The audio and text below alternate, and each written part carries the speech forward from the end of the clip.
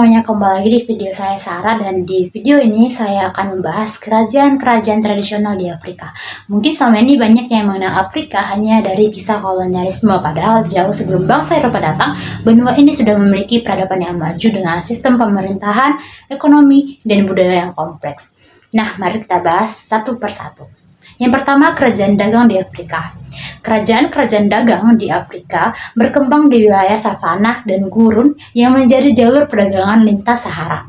Berdasarkan buku Dedak Kontinen Sejarah Afrika karya Bapak Abdul Haris Nasution dan rekan-rekan, perdagangan menjadi faktor utama berdirinya kerajaan besar seperti Ghana, Mali, dan Songhai. Kegiatan ekonomi berpusat pada perdagangan emas, garam, dan hasil bumi lainnya. Kota-kota seperti Timbuktu, Gao, dan Zene menjadi pusat pertemuan pedagang dari berbagai wilayah. Timbuktu bahkan dikenal sebagai pusat perdagangan sekaligus pusat ilmu pengetahuan pada abad ke-16. Pada masa pemerintahan Askia Muhammad, kerajaan Songhai mencapai puncak kejayaannya dan menjadi salah satu pusat pendidikan Islam terbesar di dunia saat itu. Perdagangan lintas Sahara menjadi urat nadi ekonomi kerajaan-kerajaan ini. Para pedagang membawa garam dari utara dan menukarnya dengan emas dari selatan.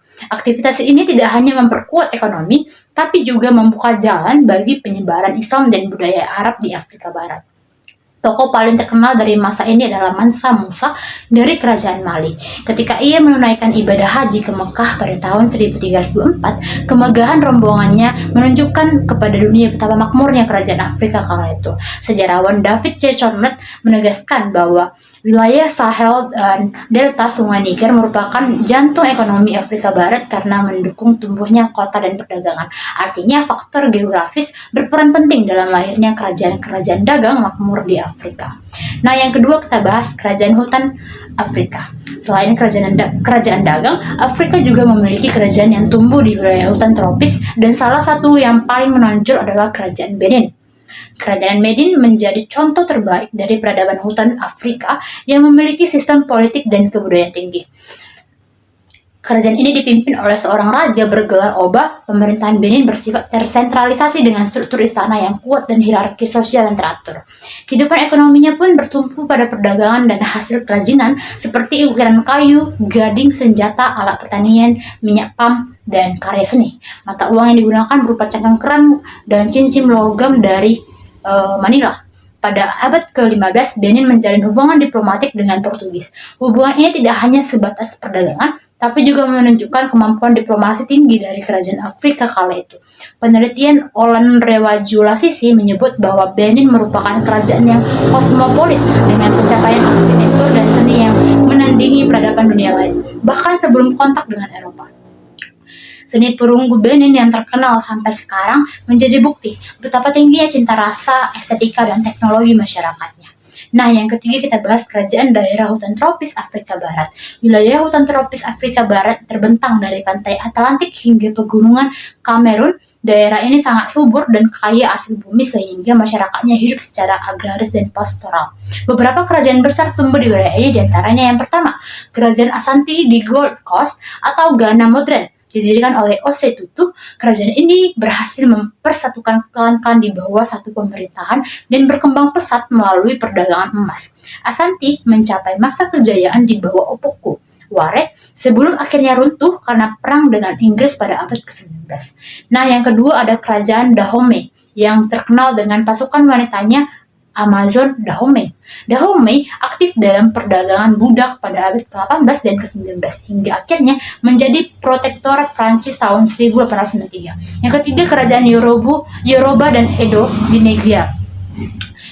Yoruba sudah mengingatnya lebih bebas di zaman Nokrebia. Kerajaan seperti Oyo, Ife, dan Benin dengan sistem sosial yang rapi dan budaya yang tinggi.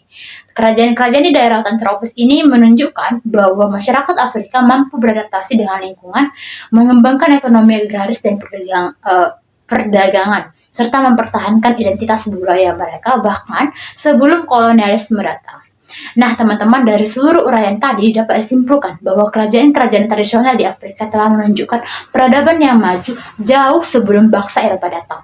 Baik kerajaan dagang di wilayah savana maupun kerajaan hutan di kawasan tropis. Semuanya memiliki sistem politik, ekonomi, sosial, dan budaya yang kuat. Kerajaan seperti Ghana, Mali, Songhai, Benin, Ashanti, Dahomey, dan Yoruba membuktikan bahwa masyarakat Afrika mampu membangun peradaban yang mandiri, terorganisir, dan budaya saing tinggi. Perdagangan menjadi penggerak utama kerajaan, sementara kekayaan alam membuat mereka mampu bertahan dalam berbagai kondisi. Sejarah ini mengingatkan kita bahwa Afrika bukanlah benua tanpa peradaban, melainkan rumah bagi kerajaan besar yang pernah berjaya menjadi pusat ilmu budaya dan kemakmuran di masa lampau. Nah, teman-teman, itulah tadi pemaparan materi saya mengenai kerajaan-kerajaan tradisional yang ada di Afrika. Sampai bertemu di video selanjutnya.